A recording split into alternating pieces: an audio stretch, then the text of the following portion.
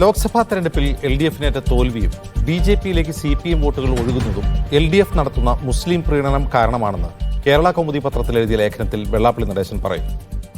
മുൻപേ പലവട്ടം പറഞ്ഞ കാര്യം കുറെ കൂടി വിശദീകരിച്ച് പറയുക മാത്രമാണ് വെള്ളാപ്പള്ളി ചെയ്തത്. വെള്ളാപ്പള്ളി പറയുന്നത് ആരുടെ വാക്കുകളാണ്? അത് അല്പം മുമ്പ് കെ സുരേന്ദ്രൻ്റെ നാം കേട്ട ആ വാക്കുകളുമായി എന്തെങ്കിലും സാമ്യമുണ്ടോ? സ്വാഗതം സ്പെഷ്യൽ എഡിഷനിലേക്ക്. നമ്മളൊപ്പം അതിഥികളായി ദളിത് അവകാശ പ്രവർത്തകൻ Sudesh M Raghu, welfare party നേതാവ് ഷംസീർ ഇബ്രാഹിം, ഇടത് സഹയാത്രികൻ അഡ്വക്കേറ്റ് ബൽദേവ് സച്ചിദാനന്ദൻ, BJP വക്താവ് കെ ഗണേഷ് എന്നിവർ.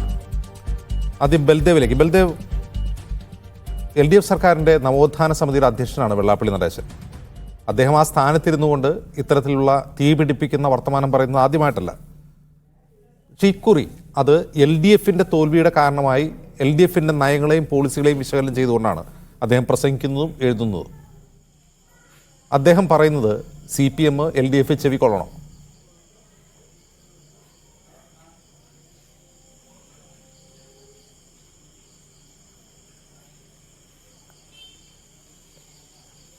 അഡ്വക്കേറ്റ് ബൽദേവ്, ഒരു കാരണവശാലും വെള്ളാപ്പള്ളി നടേശന്റെ പ്രസ്താവനയോട് യോജിക്കാൻ പറ്റത്തില്ല. കാരണം അദ്ദേഹം ജനറൽ സെക്രട്ടറി ആയിട്ട് വന്നതിന് ശേഷം ഹലോ കേൾക്കാവോ?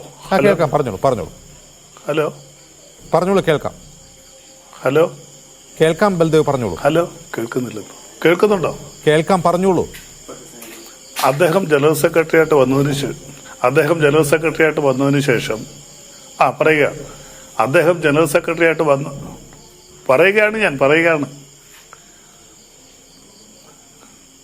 അദ്ദേഹം ജനറൽ സെക്രട്ടറി ആയിട്ട് വന്നതിന് ശേഷം ശ്രീനാരായണ ഗുരുദേവന്റെ ആശയങ്ങൾ ഒന്നും തന്നെയല്ല ഇവിടെ നടപ്പിലാക്കുന്നത്. ഒരു ജാതി, ഒരു മതം, ഒരു ദൈവം എന്ന് പറഞ്ഞ് ശ്രീനാരായണ ഗുരുദേവന്റെ ആശയങ്ങളിൽ നിന്ന് വ്യതിചലിച്ച് എങ്ങനെ വർഗീയ സംഘർഷമുണ്ടാക്കാം, മതപരമായ സ്പർദ്ധയുണ്ടാക്കാം എന്നാണ് അദ്ദേഹം ചിന്തിക്കുന്നത്. അതിന് പ്രധാനമായിട്ട് എനിക്ക് പറയാനുള്ള 2-3 കാര്യങ്ങൾ. ഇപ്പോൾ എൻ്റെ ലോക്സഭാ മണ്ഡലമാണ് കൊല്ലം ലോക്സഭ. ഇവിടെ ഇടതുപക്ഷത്തിന് വേണ്ടി നിന്നത് ഒരു ഈഴവ സ്ഥാനാർത്ഥിയാണ്, മുകേഷാണ്. UDF നിന്നത് NK പ്രേമേന്ദ്രനുമായിരുന്നു. റെക്കോർഡ് ഭൂരിപക്ഷത്തിലാണ് NK പ്രേമേന്ദ്രൻ ഇവിടെ ജയിച്ചത്. അപ്പോൾ വെള്ളാപ്പള്ളി മറുപടി പറയണം, ഈഴവർക്ക് മുൻതൂക്കമുള്ള കൊല്ലം ലോകസഭയിൽ എങ്ങനെ ഇത്രയും കൂടുതൽ ഭൂരിപക്ഷം പ്രേമേന്ദ്രന് കിട്ടി? അത് ഇവിടുത്തെ മറ്റ് വോട്ടുകളാണോ? അല്ല. തീർച്ചയായിട്ടും ഈഴവ സമുദായം പരിപൂർണമായിട്ട് വെള്ളാപ്പള്ളിയുടെ തീരുമാനങ്ങൾക്ക് എതിരായിട്ട് നിൽക്കുന്നു. ആലപ്പുഴയിൽ BJPക്ക് വോട്ടുകൂടി, കോൺഗ്രസിന് വളരെ കൂടുതൽ വോട്ടുകൂടി. അപ്പോൾ ഇവിടെയൊന്നും ഇടതുപക്ഷ മുന്നണി അനാവശ്യമായിട്ട് ഈ പറയുന്ന പോലെ പ്രത്യേകിച്ച് ഒരു സമുദായത്തെയും സഹായിച്ചിട്ടില്ല. എല്ലാ സമുദായങ്ങൾക്കും ഭരണഘടനാപരമായിട്ട് ചെയ്യാവുന്ന എന്താണോ അത് തന്നെയാണ് ചെയ്യുന്നത്. പിന്നെ അദ്ദേഹം വ്യക്തിപരമായിട്ട് ചില കാര്യങ്ങൾ സംരക്ഷിക്കാനായിട്ട് അച്ഛനും മോനും പല രാഷ്ട്രീയങ്ങൾ നിൽക്കുന്നു. അദ്ദേഹത്തിന് ചില കാര്യങ്ങൾ സംരക്ഷിക്കണം, അതുകൊണ്ട് ഇടതുമുന്നണി നിൽക്കുന്നു. കാരണം VS അച്യുതാനന്ദൻ അദ്ദേഹത്തിനെതിരെ കൊണ്ടുവന്ന മൈക്രോ ഫിനാൻസ് ഉൾപ്പെടെയുള്ള ചില പ്രശ്നങ്ങളുണ്ട്. ദേശീയ തലത്തിലും അദ്ദേഹത്തിന് എൻഫോഴ്സ്മെന്റ് ഡയറക്ടറേറ്റ് ഉൾപ്പെടെ അന്വേഷിക്കാവുന്ന പല കേസുകളും നിലവിലുണ്ട്. അപ്പോൾ അതുകൊണ്ട് മകൻ അപ്പുറത്തൊരു മുന്നണിയിൽ നിൽക്കുന്നു, അദ്ദേഹം ഇടതുപക്ഷവുമായിട്ട് ചേർന്ന് നിൽക്കുന്നു എന്നുള്ളതല്ലാതെ നവോത്ഥാനം എന്നുള്ളത് വെറും വാക്കുകളിൽ മാത്രമാണ് അദ്ദേഹത്തിനെ സംബന്ധിച്ചിടത്തോളം. ഇടതുപക്ഷ ജനാധിപത്യ മുന്നണി നവോത്ഥാനത്തിന് അങ്ങേയറ്റം പ്രാധാന്യം നൽകുന്നു. എല്ലാ സമുദായങ്ങളെയും ഒരുമിച്ച് കൊണ്ടുപോകണം എന്ന ചിന്താഗതിയാണ് ഇടതുപക്ഷം എന്ന് പറഞ്ഞാൽ തന്നെ മതനിരപേക്ഷ പ്രസ്ഥാനങ്ങളാണ്. പക്ഷെ ആ മതനിരപേക്ഷതയ്ക്ക് ഇങ്ങനെയുള്ളവരുടെ പ്രസ്താവനകൾ ഇടതുപക്ഷ മുന്നണിക്ക് അങ്ങേയറ്റം ദോഷം ചെയ്യും. പ്രത്യേകിച്ച് ഒരു മതത്തിനും ഒരു സമുദായത്തിനും യാതൊരു വിധമായ മുൻഗണന ഇടതുപക്ഷ ജനാധിപത്യ മുന്നണി നൽകുന്നില്ല. അതിനെ ഇടതുപക്ഷ മുന്നണിയിലെ പ്രവർത്തകരാരും തന്നെ മുഖവിലക്കെടുക്കുന്നില്ല. അത് അദ്ദേഹത്തിന്റെ പ്രസ്താവനയായിട്ട് മാറും. അതിലുപരി ഈഴവ സമുദായം അങ്ങ് R. ശങ്കറിന്റെ കാലം മുതൽ തന്നെ ഇവിടുത്തെ ഹിന്ദുവിനെയും ക്രിസ്ത്യാനിയെയും മുസ്ലിമിനെയും ഒരുമിച്ച് കൊണ്ടുപോകാൻ വളരെ കൂടുതൽ ശ്രമിച്ചിട്ടുള്ളതാണ് SNDP ജനറൽ സെക്രട്ടറിമാർ. ഇപ്പോഴതല്ല സ്ഥിതി. ഇപ്പോൾ NSS SNDPയുമായിട്ട് ഏറ്റവും വലിയ സ്പർദ്ധയാണ്. മറ്റ് ക്രിസ്ത്യൻ സമുദായങ്ങൾ അകന്നകന്നു പോകുന്നു SNDPയിൽ നിന്ന്, മുസ്ലിം സമുദായങ്ങൾ SNDPയിൽ നിന്ന് അകന്നകന്നു പോകുന്നു. അപ്പോൾ ചില വ്യക്തികൾ അവരുടെ സ്വാർത്ഥ താല്പര്യങ്ങൾ സംരക്ഷിക്കാൻ വേണ്ടി സമുദായ സംഘടനകളെ ഉപയോഗിക്കുമ്പോൾ സമുദായങ്ങൾ തമ്മിലുള്ള ഐക്യത ഇല്ലാതാവുകയും മറിച്ച് അത് മതസ്പർദ്ധയിലേക്ക് മാറുകയും അത് വലിയ സംഘർഷത്തിലേക്ക് പോവുകയും ആചാര്യനായ ശ്രീനാരായണ ഗുരുവിന്റെ ആദർശങ്ങളൊക്കെ കാറ്റിൽ പറത്തിക്കൊണ്ട് ഇവരൊക്കെ സ്വന്തം കാര്യങ്ങൾ നടപ്പിലാക്കാൻ വേണ്ടി നടത്തുന്ന പ്രസ്താവനകൾ മാത്രമാണ്. അവർക്ക് എന്തെങ്കിലും കൂടുതലായിട്ട് നേടിയെടുക്കാനുണ്ടാവും. അത് സമുദായത്തിന് വേണ്ടിയല്ല, വ്യക്തിപരമായിട്ടുള്ള നേട്ടങ്ങൾക്ക് വേണ്ടിയാണ്. എന്റെ ചോദ്യം, അങ്ങ് പറഞ്ഞതുപോലെ അദ്ദേഹം LDF-നോട് ചേർന്ന് നിൽക്കുന്നു എന്ന് അങ്ങ് സൂചിപ്പിച്ചു. ഈ എൽ ഡി എഫിനോട് ചേർന്ന് നിൽക്കുന്നു എന്ന് പറയുന്നതിനേക്കാൾ അപ്പുറം എൽ ഡി എഫ് സർക്കാർ അദ്ദേഹത്തെ ചേർത്ത് നിർത്തുന്നു എന്ന് പറയുന്നതാണ് നല്ലത്. കാരണം നവോത്ഥാന സമിതി നല്ല ആശയമാണ്. അതിൻ്റെ അധ്യക്ഷ സ്ഥാനത്തേക്ക് കേരളത്തിലെ ഏറ്റവും വലിയ സമുദായ സംഘടനയുടെ നേതാവിനെ തന്നെ ഇരുത്തണം എന്നുള്ളതാണോ അതിൻ്റെ ഒരു മാനദണ്ഡം? അതല്ല നവോത്ഥാന പ്രവർത്തനങ്ങളിൽ ഏർപ്പെടുന്നവരെ ഇരുത്തണം എന്നാണോ വേണ്ടത്? അപ്പോൾ യഥാർത്ഥത്തിൽ എൽ ഡി എഫ് എന്താണ് ചെയ്യുന്നത്? അദ്ദേഹത്തിൻ്റെ സ്വാർത്ഥ താല്പര്യങ്ങൾക്ക് വേണ്ടി ചെയ്യുന്ന രാഷ്ട്രീയവും അല്ലാതെയുമുള്ള കാര്യങ്ങളെയൊക്കെ എൽ ഡി എഫ് അങ്ങ് എൻഡോഴ്സ് ചെയ്യുകയാണ് ഒരു സ്ഥാനത്തിരുത്തിക്കൊണ്ട്. അല്ല അല്ല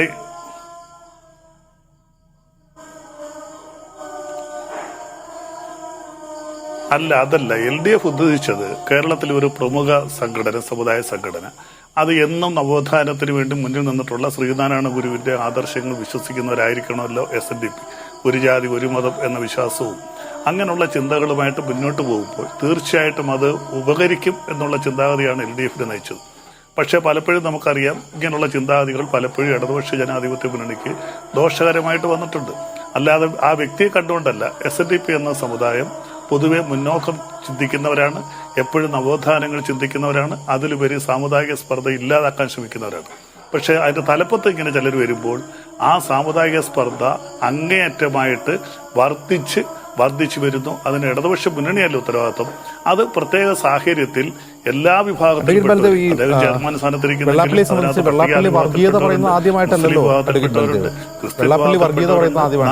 കോഴിക്കോട് പാളയം മാർക്കറ്റിൽ ഒരാളുടെ ജീവൻ രക്ഷിക്കാൻ വേണ്ടി ഗട്ടറിലിറങ്ങിയ നൌഷാദ് എന്നൊരു ചെറുപ്പക്കാരൻ മരിച്ചപ്പോൾ വെള്ളാപ്പള്ളി നടത്തിയ വർഗീയ പരാമർശം നമുക്ക് ഓർമ്മയുണ്ട്. ആദ്യമായിട്ടല്ല അദ്ദേഹം ചെയ്യുന്നത്.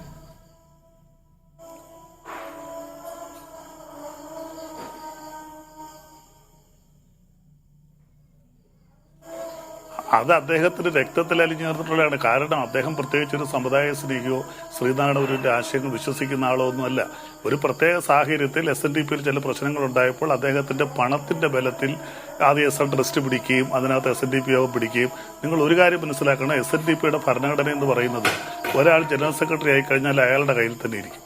ആർക്കും അത് ചോദ്യം ചെയ്യാൻ പറ്റത്തില്ല. അത് NSSനുണ്ട് അതേ രീതിയിലൊരു ഭരണഘടന.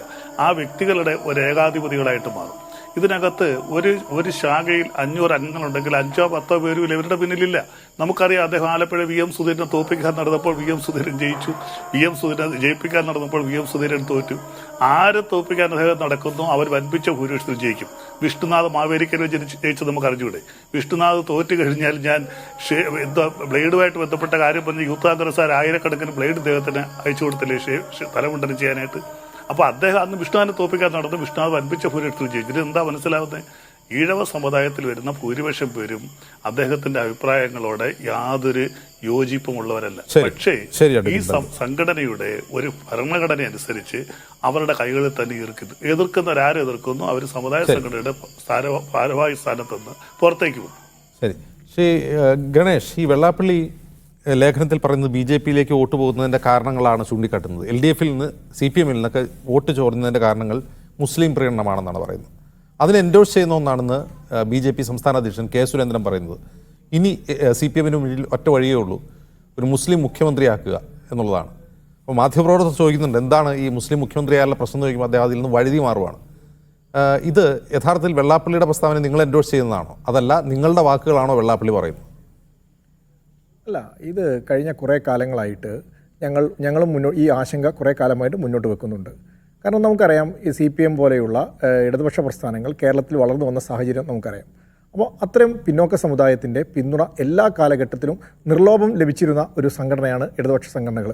പക്ഷേ കഴിഞ്ഞ കുറേ കാലങ്ങളായിട്ട്, കാരണം ഒരു കാലത്ത് UDF മാത്രം നടത്തിക്കൊണ്ടിരുന്ന, UDFകാർ മാത്രം അവരുടെ ഈ ഇത്തരം വർഗീയ പ്രീണനങ്ങൾ നടത്തിക്കൊണ്ടിരുന്ന UDFൻ്റെ അതേ ശൈലി തന്നെയാണ് കഴിഞ്ഞ കുറേ കാലങ്ങളായിട്ട് ഇടതുപക്ഷ സർക്കാരും ഇടതുപക്ഷ നേതൃത്വവും ഒക്കെ സ്വീകരിച്ചുകൊണ്ടിരിക്കുന്നു. അത് തന്നെയാണ് വെള്ളാപ്പള്ളിൻ്റെ ലേഖനത്തിലും പറഞ്ഞിരിക്കുന്നത്. കാരണം അങ്ങനെ നിരന്തരമായിട്ട് കഴിഞ്ഞ കുറേ കാലങ്ങളായിട്ട്. നിങ്ങളുടെ അഭിപ്രായത്തിൽ ഈ UDF LDF ചെയ്യുന്ന വർഗീയ പ്രീണനത്തിന് ചില ഉദാഹരണങ്ങൾ പറയാം? അല്ല, ഞാൻ പറഞ്ഞല്ലോ, ഇത് ഞങ്ങൾ പറയുന്നതല്ലല്ലോ, ഞങ്ങളുടെ ആശങ്ക BJPയുടെ ആശങ്ക പറയാനല്ലല്ലോ ഞാൻ പറയുന്നത്. അവർക്ക് നിങ്ങൾ നോക്കൂ, ഈ ഇലക്ഷൻ സമയത്ത് ശേഷം സുധാകരനെ പോലെയുള്ള ആളുകൾ പറഞ്ഞതെന്താ അവിടെ ആലപ്പുഴയിൽ? കാരണം ഏറ്റവും വലിയ പിന്നോക്ക സമൂഹം വലിയ തോതിൽ ശക്തമായിട്ട് ഒറ്റക്കെട്ടായിട്ട് CPMൻ്റെ പിന്നിൽ അണിനിരന്നിട്ടുണ്ടായിരുന്നു. പക്ഷേ ഇപ്പോൾ അവരുടെ പ്രധാനപ്പെട്ട നേതാക്കന്മാരുടെ ബൂത്തുകളിൽ പോലും എന്താണ് ഉണ്ടായിരിക്കുന്നതെന്ന് നമുക്ക് കാണുവാൻ സാധിക്കുന്നുണ്ട്. നിരന്തരമായിട്ട് കേരളത്തിൽ വർഗീയ പ്രീണന സമീപനം സ്വീകരിക്കുക, ആ സമീപനം എന്താണെന്നാണ് ഗണേശന്റെ പിണറായി വിജയൻ ചോദ്യം. അടക്കമുള്ള ആളുകൾ നിങ്ങൾ യു ഡി ഒരു എഫും കാര്യം എൽ ഡി നോക്കൂ. എഫും സ്വീകരിക്കുന്ന വർഗീയ പ്രീണന സമീപനം എന്താണ്? ഒരു ഉദാഹരണം പറഞ്ഞ ആൾക്ക് ഞാൻ പ്രേക്ഷകർക്ക് പറഞ്ഞല്ലോ സി എ പോലെയുള്ള വിഷയത്തിൽ പാലസ്തീൻ വിഷയത്തിൽ ഇത്തരത്തിൽ നിരവധിയായിട്ടുള്ള വിഷയത്തിൽ ഇവിടുത്തെ സംസ്ഥാന സർക്കാർ തന്നെ മുന്നിൽ നിന്നിട്ടുള്ള ഇത്തരം പ്രചരണങ്ങൾ ഏറ്റെടുത്തുകൊണ്ടിരിക്കുന്നു. മറിച്ച് കേരളത്തിലെ പിന്നോക്ക സമൂഹങ്ങൾ നേരിടുന്ന പ്രശ്നങ്ങൾ പലതരം പ്രശ്നങ്ങളാണ്. ഏറ്റവും ഉദാഹരണം അവർക്കൊരു ഫലസ്തീനെ സ്വതന്ത്ര രാഷ്ട്രമായി അംഗീകരിച്ച നമ്മുടെ കേന്ദ്ര സർക്കാരാണ്, നമ്മുടെ വിദേശകാര്യ മന്ത്രാലയമാണ്. അതും പ്രീണനമായിരുന്നു. അല്ല, ഞാൻ ചോദിക്കട്ടെ, കാശ്മീരിന് വേണ്ടിയിട്ട് ഇത്തരത്തിലുള്ള പ്രചരണങ്ങൾ ഉണ്ടാവുന്നില്ലല്ലോ? ഇസ്രായേൽ ഫലസ്തീൻ സംഘർഷം രൂക്ഷമായി നിൽക്കുമ്പോൾ ഗണേശ് ഒരു കാര്യം നോക്കൂ, രൂക്ഷമായി നിൽക്കുമ്പോൾ ഫലസ്തീൻ അനുകൂലമായി UN ചെയ്ത വോട്ടൊക്കെ പ്രീണനമാണ്. ഞാൻ പറഞ്ഞല്ലോ, ഇവിടെ എന്തായിരുന്നു കേരളത്തിൽ പാലസ്തീനുമായുള്ള ബന്ധപ്പെട്ട വിഷയം? പാലസ്തീനുമായി ബന്ധപ്പെട്ടുള്ള എന്ത് തരത്തിലുള്ള എന്തെങ്കിലും പ്രശ്നങ്ങൾ ഉണ്ടായിരുന്നു കേരളത്തിൽ? പക്ഷേ ഏറ്റവും ശക്തമായിട്ടുള്ള പ്രചരണം നടന്നത് എവിടെയായിരുന്നു? ഒരു ഇലക്ഷൻ സമയത്ത് കേരളത്തിൻ്റെ മുഖ്യമന്ത്രി തന്നെ നേരിട്ട് നിന്നുകൊണ്ട് ഒരു രണ്ടാം കിട പൗരന്മാരാണ് കേരളത്തിലെ മുസ്ലിം സമൂഹം എന്ന് പറഞ്ഞുകൊണ്ട് പ്രചരണം നടത്തുകയാണ് CAA പോലെ വിഷയത്തിലും പാലസ്തീൻ വിഷയത്തിലും. അപ്പോൾ ഞാൻ അങ്ങ് പറയുന്നത് ഇപ്പോൾ ഫലസ്തീൻ വിഷയത്തിൽ ലോകത്ത് പല രാജ്യങ്ങളിലും ഫലസ്തീൻ അനുകൂലമായിട്ട് പ്രകടനം നടക്കുന്നുണ്ട്. ഇപ്പോൾ യൂറോപ്പിൽ നടക്കുന്ന പ്രകടനമൊക്കെ അവിടെ ഫലസ്തീൻകാരുണ്ടായിട്ടാണോ? ഒന്ന്. രണ്ട്, CAA വിഷയത്തിന്റെ പ്രശ്നം എന്താണെന്നുള്ളത് കഴിഞ്ഞ കുറേ വർഷങ്ങളായിട്ട് ഡിബേറ്റ് ചെയ്തുകൊണ്ടിരിക്കുന്ന ഒരു വിഷയമാണ്. അതിൽ ഈ സർക്കാരിനൊരു നിലപാടുണ്ട്. അത് ഇവിടുത്തെ വിഷയമാണ്, അത് ഇന്ത്യയിലെ വിഷയമാണ്. അപ്പോൾ അതിൽ ആ സർക്കാരിനെ നയിക്കുന്ന പാർട്ടിയുടെ രാഷ്ട്രീയം പറയുന്നത് എങ്ങനെയാണ് ഈ വർഗീയ പ്രീണനമാവുന്നത്? അല്ല, ഞാൻ പറഞ്ഞത് ഇത് രണ്ടും കേരളത്തിലെ രാഷ്ട്രീയവുമായി ബന്ധപ്പെട്ടുള്ള വിഷയങ്ങളായിരുന്നില്ല. എന്നിട്ടും ഇത് ശക്തമായിട്ട് ഏറ്റവും മുന്നോട്ട് CAA കേരളത്തിലെ വിഷയമല്ലേ? CAA ബന്ധപ്പെട്ട് കേരളത്തിൽ ഏത് പൗരന്റെ പ്രശ്നമായിരുന്നു CAA? കേരളത്തിലൊരു പൗരന്റെയും പ്രശ്നമാണെന്ന് ഞാൻ വായിച്ചു നോക്കിയിട്ട് എനിക്കെവിടെ മനസ്സിലായിട്ടില്ല. കേരളത്തിലൊരു പൗരന്റെയും വിഷയമായിരുന്നില്ല. എന്നിട്ട് പോലും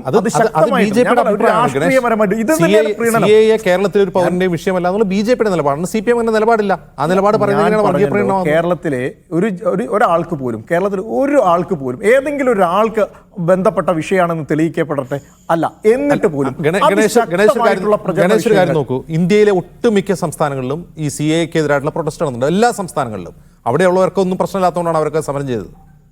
ഞാൻ പറഞ്ഞത് അജിംസെ, കേരളത്തിലെ ഏതെങ്കിലും ഒരു വ്യക്തിയുടെ വിഷയം പോലുമായിരുന്നില്ല, കേരളത്തിലെ മുസ്ലിം സമുദായത്തിൻ്റെ വിഷയം പോലുമായിരുന്നില്ല.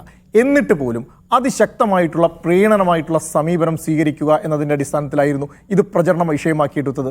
മറിച്ച് ഞാൻ ചോദിക്കട്ടെ, കഴിഞ്ഞ കുറേ കാലങ്ങളായിട്ട് ഇവിടെ ഒരു സമൂഹങ്ങൾ, പിന്നോക്ക സമൂഹങ്ങൾ സംഘടിതമായിട്ട് ഇവരുടെ ഇടതുപക്ഷത്തിൻ്റെ കൂടെ നിൽക്കുകയാണ്.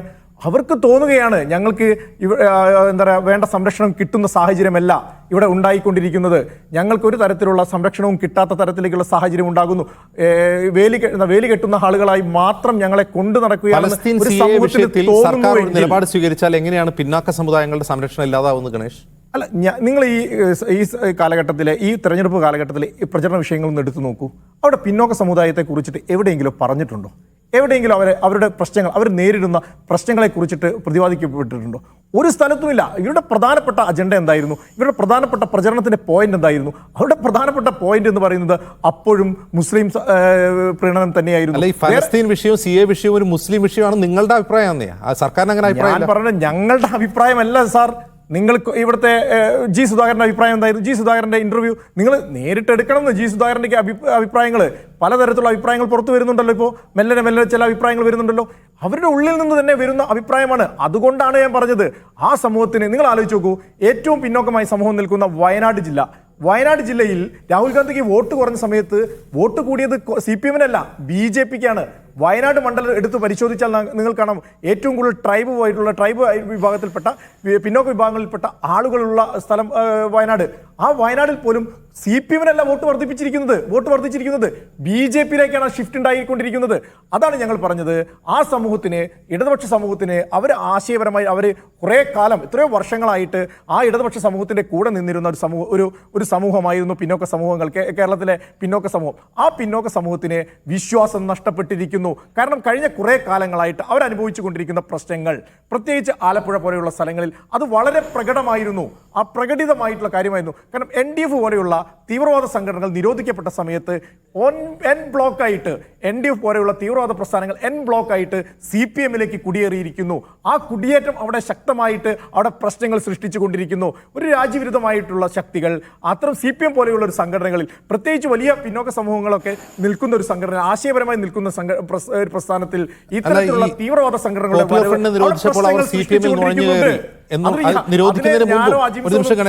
അവർ നിരോധിക്കുന്നതിന് മുമ്പും CPM-ലും മറ്റു പാർട്ടികളും നുഴഞ്ഞു കയറിയത് നിങ്ങൾ ആരോപിക്കുന്നുണ്ട്. ഒരു കാര്യം ചോദിക്കട്ടെ, RSS-നെ 2-3 വട്ടം നിരോധിച്ചപ്പോൾ നിങ്ങൾ മറ്റു സംഘടനകളിൽ നുഴഞ്ഞു കയറിയായിരുന്നു. RSS-നെ നിരോധിച്ചത് ഇന്ത്യ വിരുദ്ധ പ്രവർത്തനത്തിന്റെ പേരിലല്ല. ഗാന്ധിയെ കൊന്നത് പിന്നെ എന്ത് വിരുദ്ധ പ്രവർത്തനം? ഒരു ഗാന്ധിയെ കൊന്നതിന്റെ പേരിൽ ഒരു RSS-നെയും നിരോധിക്കപ്പെട്ടിട്ടില്ല. ഗാന്ധിയെ കൊന്നത് RSS അല്ല എന്ന് എല്ലാവർക്കും അറിയാം. ഗാന്ധിയെ കൊന്ന RSS-കാരനാണെങ്കിൽ ഗാന്ധിയുടെ ശുചിത്വം പോലെയുള്ള പ്രചരണ വിഷയങ്ങൾ ഏറ്റെടുത്ത് ഈ സർക്കാർ മുന്നോട്ട് പോകും. നിങ്ങൾ ഇത്തരം ഇതുകൊണ്ടൊന്നും ഇന്ത്യ മഹാരാജ്യത്ത് നിങ്ങൾക്ക് ക്ലച്ച് പിടിക്കാൻ സാധിക്കുകയില്ല. അതൊക്കെ ജനങ്ങൾ തള്ളിക്കളഞ്ഞിട്ടുണ്ട്. കാരണം ജനങ്ങൾക്കറിയാം, ജനങ്ങൾ ഇത് എഴുത്തും വായന അറിയാത്ത ആൾക്കാരൊന്നുമല്ലല്ലോ. ജനങ്ങൾക്ക് എല്ലാ കാര്യങ്ങളും അറിയാം. അറിയുന്നത് കൊണ്ട് തന്നെയാണ് ഞാൻ പിന്നോക്ക വിഭാഗങ്ങളുടെ പ്രശ്നങ്ങൾ CPM വേണ്ടത്ര ഗൗനിക്കുന്നില്ല എന്നൊരു ഫീലിൽ ആളുകൾ BJPക്ക് വോട്ട് ചെയ്യുന്നതാണ് K. ഗണേഷിന്റെ വാദം. ശ്രീ സുധേഷ്, ഈ കുറി ഈഴവ വോട്ടുകൾ, സ്പെസിഫിക് ആയിട്ട് പറഞ്ഞാൽ ഈഴവ വോട്ടുകൾ BJPക്ക് ധാരാളമായി പോൾ ചെയ്യപ്പെട്ടത് ആലപ്പുഴയിൽ ഉണ്ടായി, ആറ്റിങ്ങലിൽ ഉണ്ടായി എന്ന് മാത്രമല്ല ഇങ്ങ് മലബാർ ജില്ലകളിൽ പോലും അത്തരമൊരു പ്രവണത ഉണ്ടായി എന്ന് പലരും ചൂണ്ടിക്കാട്ടുന്നുണ്ട്. അതിൻ്റെ കാരണം ഈ LDF സർക്കാർ മുസ്ലിം പ്രീണനം നടത്തുന്നതാണെന്ന് വെള്ളാപ്പള്ളി നടേശൻ പറയുന്നു. ഗണേഷ് പറയുന്നത് പിന്നോക്ക വിഭാഗങ്ങളുടെ ആവശ്യങ്ങളെ വേണ്ട വിധത്തിൽ പരിഗണിക്കാത്തതുകൊണ്ടാണെന്ന് പറയുന്നു. എന്തായിരിക്കും ഈ ഒഴുക്കിന് കാരണം?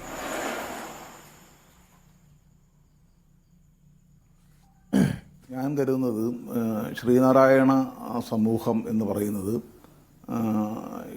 പ്രധാനമായിട്ടും ഈഴവ തീയ സമുദായങ്ങൾ ഉൾക്കൊള്ളുന്നതാണ്. ഈ രണ്ട് സമുദായങ്ങളുടെ പ്രതിനിധിയായി ഒരു രാഷ്ട്രീയ പാർട്ടി എന്തെല്ലാം പോരായ്മകളും പ്രശ്നങ്ങളും നമുക്ക് അഭിപ്രായ വ്യത്യാസങ്ങളുണ്ടെങ്കിലും BDJS എന്ന പേരിൽ ഒരു രാഷ്ട്രീയ പാർട്ടിയുണ്ട്.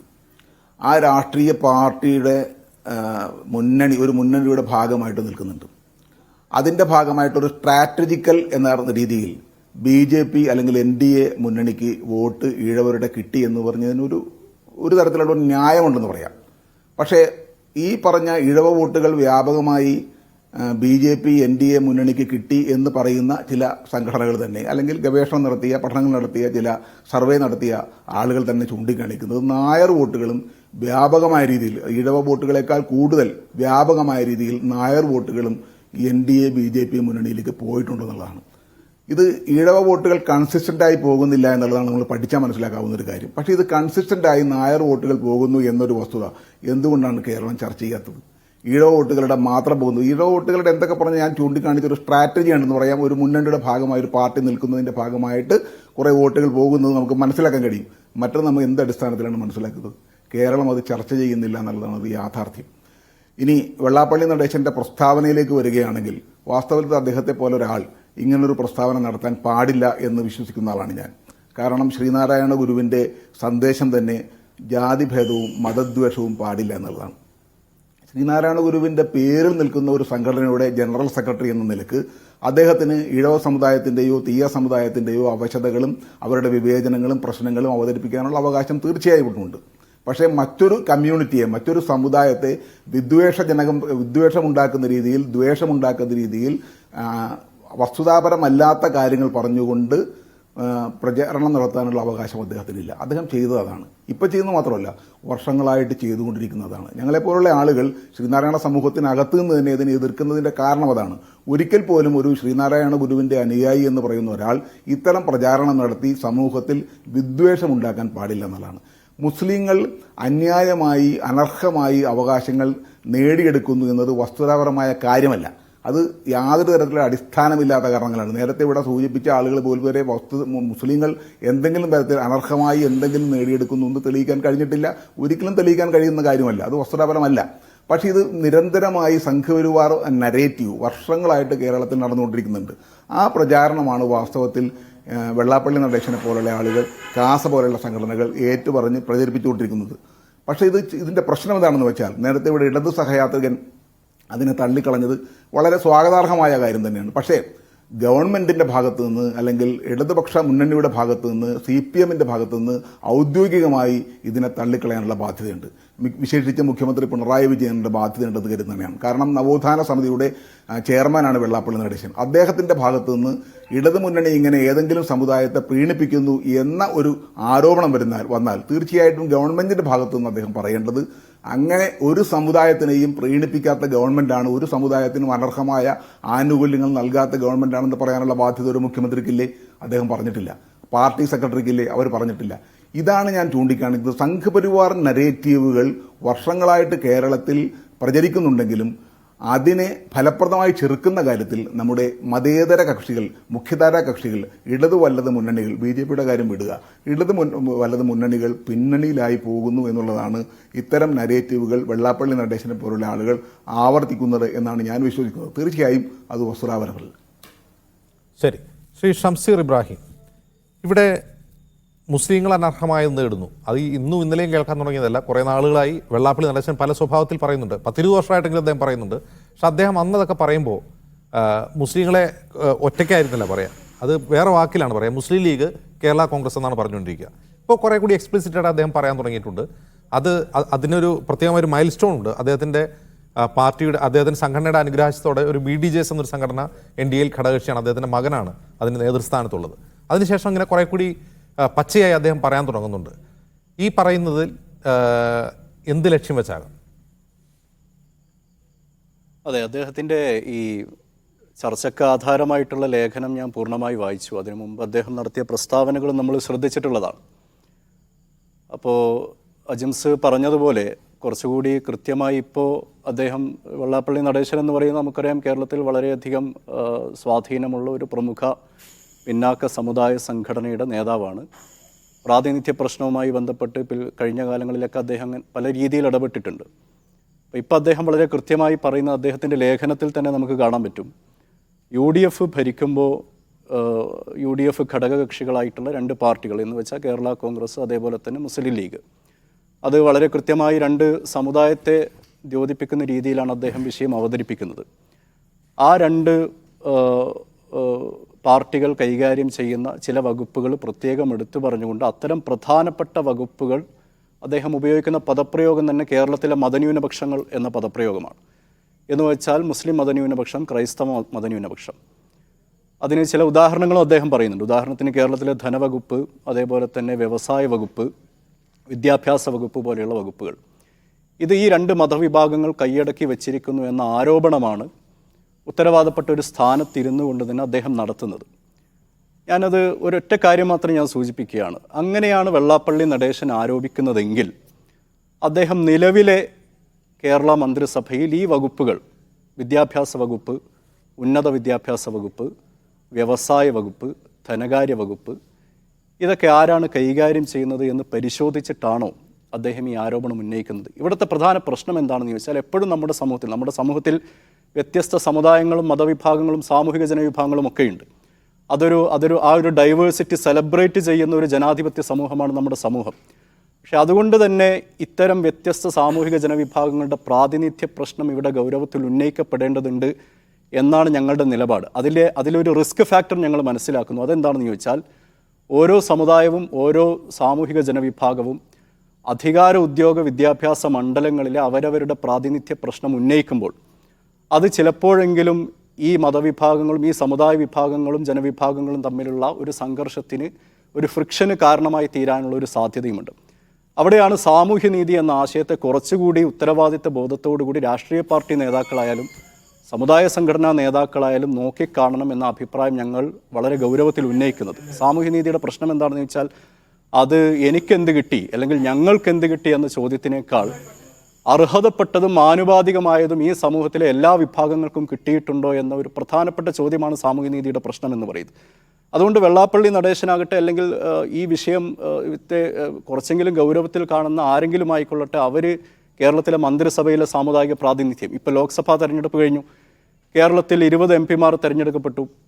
ആ 20 MP ഏതേതൊക്കെ സമുദായങ്ങളിൽ നിന്നുള്ളതാണ്? ദൗർഭാഗ്യവശാൽ വെള്ളാപ്പള്ളി നടേശൻ ഇവിടെ ഉന്നയിക്കുന്ന വിഷയത്തെ കൊണ്ടുപോകാൻ ശ്രമിക്കുന്ന ഒരു ആംഗിൾ എന്ന് പറയുന്നത് ഈ വിഷയത്തെ ഒരു ഹിന്ദു മുസ്ലിം ക്രൈസ്തവ വിഷയമായി അദ്ദേഹം ചുരുട്ടിക്കാണിക്കാൻ ശ്രമിക്കുന്നു എന്നുള്ളതാണ്. അത് അദ്ദേഹം ആരുടെ നിർദ്ദേശപ്രകാരമാണ്, അദ്ദേഹം അറിഞ്ഞോ അറിയാതെയോ ആ ട്രാപ്പിൽ വീണു പോകുന്നു എന്നാണ് ഞാൻ വിചാരിക്കുന്നത്. യഥാർത്ഥത്തിൽ ഇത് ഒരു ഹിന്ദു, മുസ്ലിം, ക്രൈസ്തവ മതവിഭാഗങ്ങളുടെ പ്രശ്നമല്ല. ഇവിടെയുള്ള പിന്നാക്ക സമുദായങ്ങളുടെ പ്രാതിനിധ്യവുമായി ബന്ധപ്പെട്ട പ്രശ്നമാണ്. ഹിന്ദു എന്ന് പറയുമ്പോൾ വെള്ളാപ്പള്ളി നടേശൻ അദ്ദേഹം തന്നെയും ആലോചിക്കേണ്ടത്, അല്ലെങ്കിൽ ഇവിടെ ഇരിക്കുന്ന ബഹുമാന്യനായ BJPയുടെ പ്രതിനിധി തന്നെയും ആലോചിക്കേണ്ടത്, ഹിന്ദു വിഭാഗത്തിൽ ഏത് വിഭാഗങ്ങൾക്കാണ് പ്രാതിനിധ്യം. വെള്ളാപ്പള്ളി നടേശൻ പ്രതിനിധീകരിക്കുന്ന ഈഴവ സമുദായത്തിന് പ്രാതിനിധ്യക്കുറവിൻ്റെ പ്രശ്നമുണ്ടെങ്കിൽ ഞങ്ങൾ ഉറച്ചു പറയുന്നു, അത് പരിഹരിക്കാൻ വേണ്ട നടപടികൾ സർക്കാർ കൈക്കൊള്ളണം, സംസ്ഥാന സർക്കാർ കൈക്കൊള്ളണം. അതിൽ യാതൊരു സംശയവുമില്ല. അതിൽ സാമൂഹ്യനീതിയുടെയും പ്രാതിനിധ്യത്തിൻ്റെയും പ്രശ്നത്തിൻ്റെ കൂടെ സമ്പൂർണ്ണമായി വെൽഫെയർ പാർട്ടി ഐക്യദാർഢ്യം പ്രഖ്യാപിക്കുകയാണ്. അപ്പോൾ ഹിന്ദു എന്ന ഒറ്റ കാറ്റഗറി പറയുമ്പോൾ അതിലൊരുപാട് സമുദായങ്ങളുണ്ട്. ഏതേതൊക്കെ സമുദായങ്ങളിലാണ് കേരളത്തിലെ മന്ത്രിസഭയിൽ അമിത പ്രാതിനിധ്യമുള്ളത്, പ്രാതിനിധ്യക്കുറവുള്ളത്? ഏതേതൊക്കെ സമുദായങ്ങൾക്കാണ് കേരളത്തിൽ നിന്ന് തെരഞ്ഞെടുക്കപ്പെട്ട 20 MP-മാരിൽ പ്രാതിനിധ്യ കൂടുതലും പ്രാതിനിധ്യക്കുറവുമുള്ളത്? ഏതേതൊക്കെ സമുദായങ്ങൾക്കാണ് കേരളത്തിലെ യൂണിവേഴ്സിറ്റി വൈസ് ചാൻസലർമാർ, ഏത് അധികാര ഉദ്യോഗ വിദ്യാഭ്യാസ മേഖലയും നിങ്ങളെടുത്ത് പരിശോധിച്ച് നോക്കുക, ഏത് സമുദായങ്ങൾക്കാണ്? അപ്പം മതം എന്നതല്ല, ഇവിടെ സമുദായങ്ങളാണല്ലോ കേരളത്തിൻ്റെയും ഇന്ത്യയുടെയും സാമൂഹിക ഘടനയുടെ ഏറ്റവും വലിയ യാഥാർത്ഥ്യം എന്ന് പറയുന്നത്. അപ്പോൾ ഏതേതൊക്കെ സമുദായങ്ങൾക്കാണ് പ്രാതിനിധ്യം കൂടുതലും കുറവുമുള്ളത് എന്ന് പരിശോധിക്കുമ്പോൾ നമുക്ക് വളരെ കൃത്യമായി മനസ്സിലാക്കും, അത് ഭരണഘടനാ നിർമ്മാതാവായിട്ടുള്ള ഡോക്ടർ BR അംബേദ്കർ അടക്കമുള്ള മഹാരഥന്മാർ ഇവിടെ പറഞ്ഞു വെച്ചിട്ട് ഓളിഗാർക്കി എന്ന് പറഞ്ഞാൽ ഒരു പ്രത്യേക വിഭാഗത്തിൻ്റെ മേധാവിത്വം ദൗർഭാഗ്യവശാൽ നമ്മുടെ സമൂഹത്തിൽ ഉണ്ട് എന്നുള്ളതൊരു യാഥാർത്ഥ്യമാണ്. അപ്പോൾ അതുകൊണ്ട് ക്രൈസ്തവ വിഭാഗത്തെ നിങ്ങളെടുത്ത് നോക്കുക. ക്രൈസ്തവ വിഭാഗത്തിൽ നിന്ന് തിരഞ്ഞെടുക്കപ്പെട്ട MLA-മാരും MP-മാരും അവരിൽ മുന്നാക്ക ക്രൈസ്തവ വിഭാഗത്തിൽപ്പെട്ടവരെത്ര, പിന്നാക്ക ക്രൈസ്തവ വിഭാഗത്തിൽപ്പെട്ടവരെത്ര? ഹിന്ദു വിഭാഗത്തിൽ നിന്ന് തിരഞ്ഞെടുക്കപ്പെടുന്നവരിൽ മുന്നാക്ക വിഭാഗത്തിൽപ്പെട്ടവരെത്ര, പിന്നാക്ക വിഭാഗത്തിൽപ്പെട്ടവർ എന്ന് പറഞ്ഞാൽ പിന്നാക്ക എന്ന ഒരു കാറ്റഗറി വെച്ചുകൊണ്ടാണ് ഈ പ്രാതിനിധ്യ പ്രശ്നത്തെ യഥാർത്ഥത്തിൽ സത്യസന്ധമായി അഭിമുഖീകരിക്കാൻ ശ്രമിക്കുന്നവർ ശ്രമിക്കേണ്ടത് എന്നാണ് ഞങ്ങൾ പറയുന്നത്. അതല്ലാതെ ഇതിനെ വെറുതെ എടുത്തുകൊണ്ടുപോയി ഹിന്ദു, മുസ്ലിം, ക്രൈസ്തവ സമുദായ ഫ്രിക്ഷൻ ഉണ്ടാക്കുന്ന രീതിയിൽ കൊണ്ടുപോകുന്നത്, നേരത്തെ സുദേശ് M. രഘു ഇവിടെ വളരെ കൃത്യമായി സൂചിപ്പിച്ചതുപോലെ, അത് കേരളത്തിൻ്റെ സാമൂഹിക ആരോഗ്യത്തെ ഗുരുതരമായി ബാധിക്കുന്ന വിഷയമാണ്. ഞാൻ ഒരു കാര്യം കൂടി പറയുന്നു. ഞാൻ ഈ ചർച്ചയ്ക്ക് വരുമ്പോൾ പ്രതീക്ഷിച്ചത് CPM-ൻ്റെ ഇടതുപക്ഷത്തിൻ്റെ ഒരു ഉത്തരവാദപ്പെട്ട വ്യക്തി ഇവിടെ ഉണ്ടാകുമെന്നുള്ളത് തന്നെയായിരുന്നു. ഉത്തരവാദപ്പെട്ട ഒരു നേതാവായിരുന്നു യഥാർത്ഥത്തിൽ ഇവിടെ ഉണ്ടാകേണ്ടിയിരുന്നത്. ഞാൻ നേരത്തെ ഇടത് സഹയാത്രികനെ ഈ ചർച്ചയിൽ പങ്കെടുക്കുന്ന വ്യക്തിയോട് 100% യോജിക്കും. പക്ഷേ അദ്ദേഹമല്ല യഥാർത്ഥത്തിൽ ഇതിന് ഉത്തരം പറയേണ്ടത്, സർക്കാരാണ്.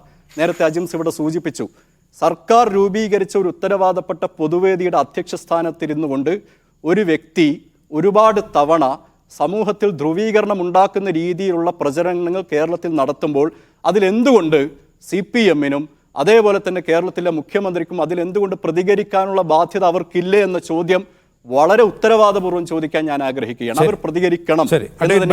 സച്ചിദാനന്ദൻ, ഒരു വൈസ് പ്രസിഡന്റ്, നവോത്ഥാന സമിതിയുടെ വൈസ് പ്രസിഡന്റ് ഈ വെള്ളാപ്പള്ളിയുടെ പരാമർശത്തിൽ പ്രതിഷേധിച്ച് രാജിവെച്ചു പോയി. അപ്പോഴും സർക്കാരിനോ CPM-നോ അതേക്കുറിച്ചൊരു മിണ്ടാട്ടവുമില്ല. എന്നല്ല, അദ്ദേഹം ഈ നവോത്ഥാന സമിതിയുടെ നായകനാകുന്നതിന് ശേഷം അദ്ദേഹം നടത്തിയിട്ടുള്ള ഒരു പ്രസ്താവനകളോടും പാർട്ടിയോ സർക്കാരോ പ്രതികരിക്കുന്നുമില്ല. അതിനൊരു ബാധ്യത പാർട്ടിക്കും സർക്കാരിനും ഇല്ലേ ബൽദേവ്?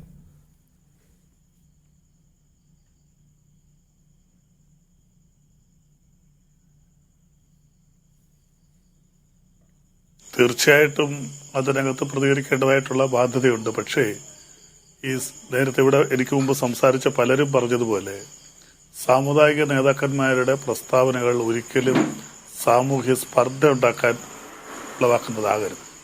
ഇവിടെ അങ്ങനല്ല. ഇവിടെ വളരെ കൂടുതൽ സാമൂഹ്യ സ്പർദ്ധ ഉണ്ടാക്കുന്നതാണ് ഇദ്ദേഹത്തിന്റെ പ്രസ്താവന. ഇപ്പോൾ മാത്രമല്ല, ഇതിനു മുമ്പും ഈ രീതിയിലുള്ള പ്രസ്താവനകൾ ഉണ്ടായിട്ടുണ്ട്. പിന്നെ ഇതിനകത്ത് അദ്ദേഹത്തിന് പിൻബലം നൽകുന്നത് നേരത്തെ സംസാരിച്ചവർ പറഞ്ഞതുപോലെ കേരളത്തിലെ വളരെ വലിയൊരു സമുദായമാണ് ശ്രീനാരായണ സമുദായം. അവർക്ക് ആർക്കും മനസ്സിലാകാത്ത ഒരു കാര്യം, ഈ SNDP സമുദായത്തിനുള്ളിൽ നിൽക്കുന്നവർക്ക് അറിയാവുന്ന ഒരു കാര്യമുണ്ട്. ഒരു 5%, 10% ആൾ പോലും ഇദ്ദേഹത്തിന്റെ അഭിപ്രായങ്ങളോട് യോജിക്കുന്നവരല്ല. 100,000 പേരും ഇടതുപക്ഷ ചിന്താഗതിക്കാരുണ്ട്, കോൺഗ്രസ്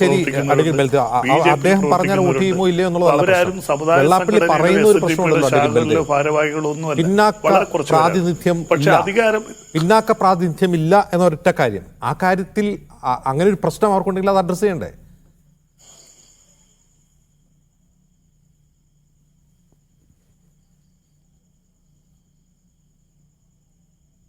തീർച്ചയായിട്ടും അവകാശങ്ങൾ ചോദിച്ചു വാങ്ങിക്കണമല്ലോ. എല്ലാ സമുദായ സംഘടനകളായാലും സാമൂഹ്യ സംഘടനകൾ പോലും അവരുടേതായിട്ടുള്ള അവകാശങ്ങൾ ചോദിച്ചു വാങ്ങിക്കുന്നതിനാണ് നിലകൊള്ളുന്നത്. പിന്നെ ഇതിനെല്ലാം ഉപരിയായിട്ട് നമുക്കൊരു പ്രശ്നമുണ്ട്. ഇന്ത്യൻ ഭരണഘടന അനുശാസിക്കുന്ന ഒരു സംവരണ വ്യവസ്ഥ ഇവിടെ നിലനിൽപ്പുണ്ട്. അത് ഏത് ഗവൺമെന്റ് വന്നാലും അതിന് മുകളിലേക്ക് നമുക്ക് സംവരണ വ്യവസ്ഥ നടപ്പിലാക്കാൻ പറ്റില്ല.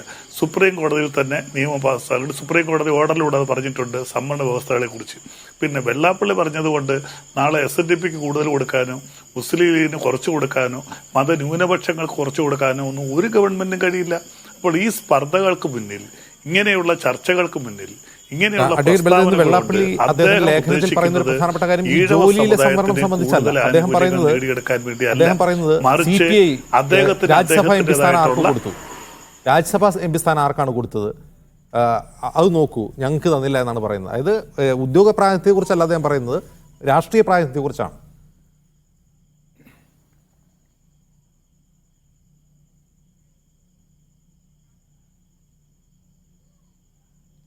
ഇടതുപക്ഷ ജനാധിപത്യ മുന്നണി മത്സരിക്കുന്നതിനകത്ത് സമുദായ സംഘടന ഇല്ലല്ലോ. SNDP ഉയർത്തുന്ന സമുദായ സംഘടനയൊന്നും ഇടതുപക്ഷ മുന്നണിയുടെ ഭാഗമല്ല. ഇത് പറയാനുള്ള അവകാശവും അവർക്കില്ല. CPM-നായാലും CPI-ക്കായാലും ഘടകകക്ഷികൾക്കായാലും MP സ്ഥാനം ആർക്ക് കൊടുക്കണം, MLA സ്ഥാനം ആർക്ക് കൊടുക്കണം, വൈസ് ചാൻസലർ ആർക്ക് കൊടുക്കണം, ഇത് ജാതി മാത്രം നോക്കിയാണ് ഇതൊക്കെ കൊടുക്കുന്നത്. അപ്പോൾ ജോസ് കെ മാണി അവരുടെ പാർട്ടി ചെയർമാനായിട്ടുള്ള ജോസ് കെ മാണിക്ക് കൊടുത്തു, മാണി ഗ്രൂപ്പ്.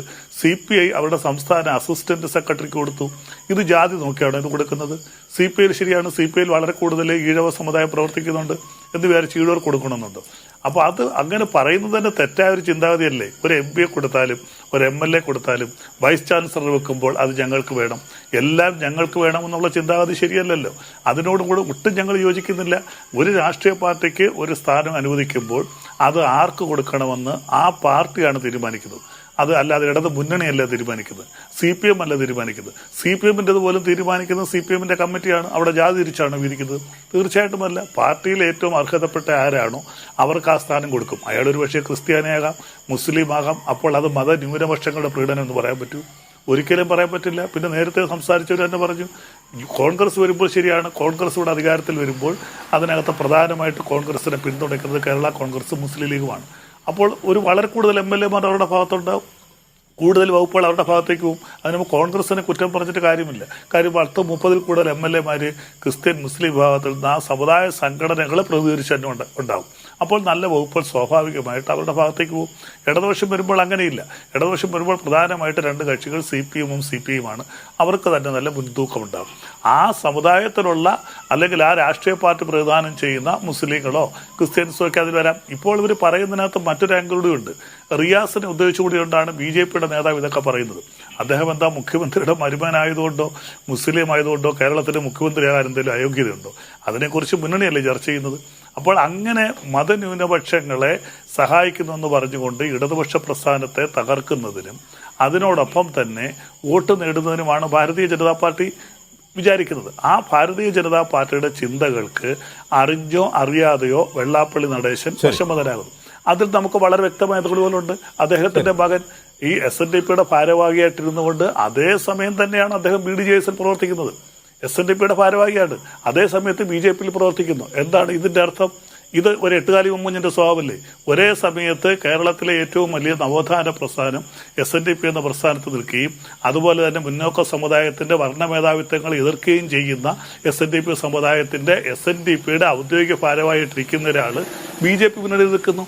BJP അങ്ങേയറ്റത്തെ വർഗീയവാദികളാണെന്ന് പറയുന്നു. ആ മുന്നണിയിൽ തന്നെ നിൽക്കുന്നു. എന്താണ് ഇതിന്റെ ഇരട്ടത്താപ്പ്? ഇത് ജനങ്ങൾ മനസ്സിലാക്കട്ടെ. അപ്പോൾ തീർച്ചയായിട്ടും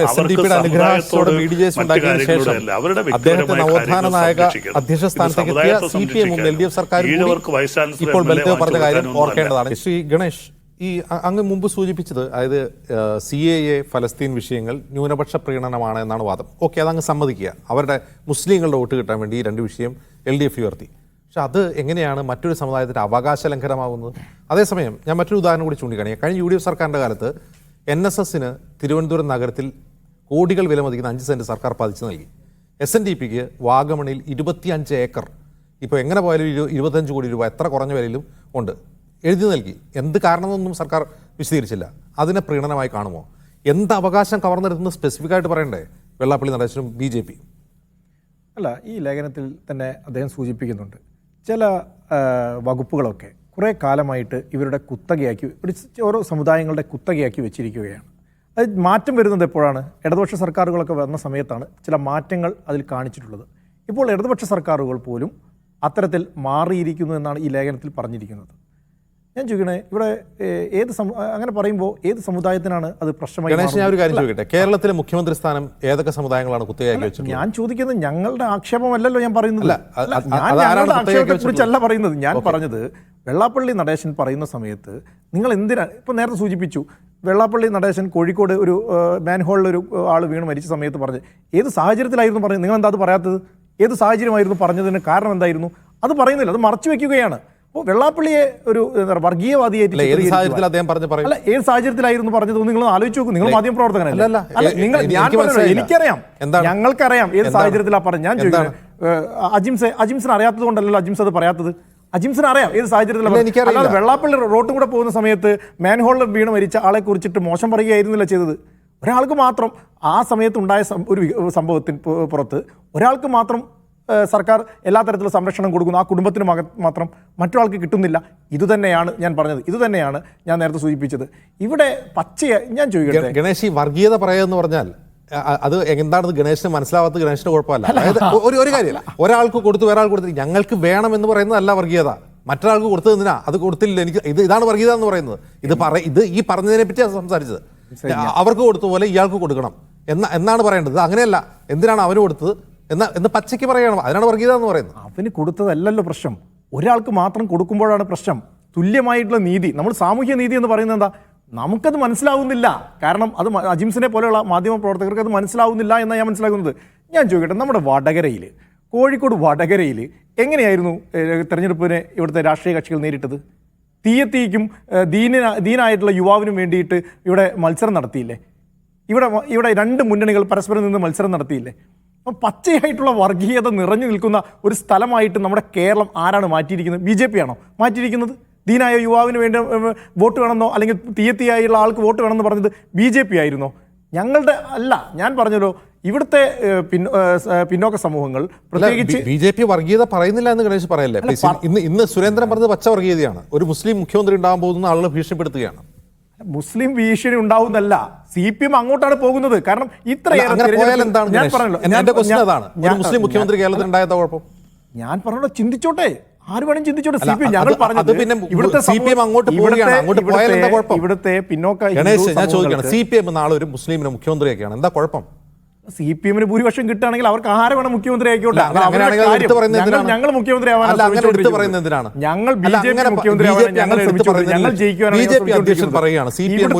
മുഖ്യമന്ത്രിയാക്കാൻ പോവുകയാണ്. അങ്ങനെ പറയുന്നതിന്റെ ഉദ്ദേശം എന്താണ്? അത് വിശദീകരിക്കണ്ടേ? ഞാൻ പറയട്ടെ അജിംസെ, ഇവിടുത്തെ പിന്നോക്ക സമൂഹങ്ങൾ അവർ വളരെ പ്രതീക്ഷയോടെ ഇവിടുത്തെ ഇടതുപക്ഷ സർക്കാരിനെ കണ്ടു. അവർക്ക് ആ പ്രതീക്ഷയ്ക്കൊത്തുള്ള കാര്യങ്ങൾ ലഭിക്കുന്നില്ല. ഒരു ഭാഗത്തേക്ക് മാത്രം ഏത് പ്രതീക്ഷ? കേരളത്തിന്റെ മുഖ്യമന്ത്രി പിന്നോക്കക്കാരനാണ്. ഇതിന് മുമ്പ് LDF-ന്റെ മുഖ്യമന്ത്രി പിന്നോക്കക്കാരനായിരുന്നു. എന്താ നിങ്ങൾ പറയുന്നത്? അതില്ല ഇതില്ല പിന്നോക്കാവസ്ഥ അവഗണന എന്ന് പറയും. എന്താണ് നിങ്ങളുടെ പ്രശ്നം? അത് പറയും. അവിടുന്ന് മാറ്റം വരുന്നു എന്നതാണ്. ഏത് മുസ്ലിമിനെ മുഖ്യമന്ത്രിയാക്കി മാറ്റം വരുന്നു എന്നുള്ളതാണോ? ഇവിടുത്തെ ഒരു മുസ്ലിമിനെ CPM മുഖ്യമന്ത്രിയാക്കി എന്താണ് പ്രശ്നം ഗണേശ്? എനിക്ക് അജിംസിന് മുസ്ലിങ്ങളും പിന്നോക്കക്കാരാണെന്നേ, അങ്ങനെ മുഖ്യമന്ത്രിയാക്കി എന്താ കുഴപ്പം? അജിംസെ, കേരളം പോലെ സ്ഥലത്ത് മുസ്ലിങ്ങൾ പിന്നോക്കക്കാരല്ല. അല്ല, അത് നിങ്ങളുടെ വാദം. ഇനിയിപ്പോ